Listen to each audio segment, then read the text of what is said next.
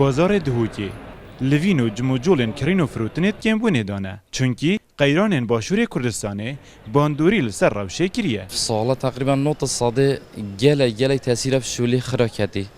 افتش تو بيجي يكي مگه اشتنه هات يسي که بيجي افتش چند ده بيش مانا گرانه بو چی گرانه بس پارنینه برینه که گله پاره میشه بو نه وصابو چند تا گفت به عالمت کری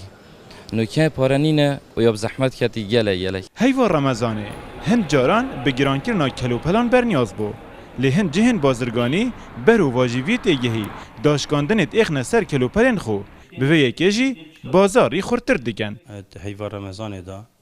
طبعا هم وکی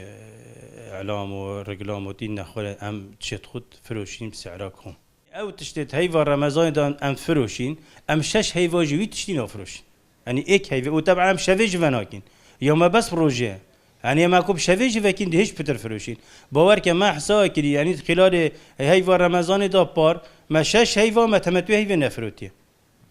وش بلی دعایت عالمی قیران دارایی کاریگری کرت بازرگانی کریه و کریارا کرین و فروتنت بازاری دا خواه و سست کریه چونکی دا خازیل سرهند کلوپل نپیویست کم بویه متبینن که عرض بترش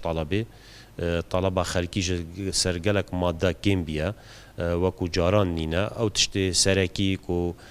پیوسته بو روزانه کو بکرت تقریبا وکو بیجن طلب السرویه هی او تشت کمالیاتا او بری خلکی تکرین وگاوی کم بی لوینا بازاری بو هیوا رمضان و ججنه گریدای پروشا ابوریوه و دگلوی برزو نظم دبید ماه رمضانه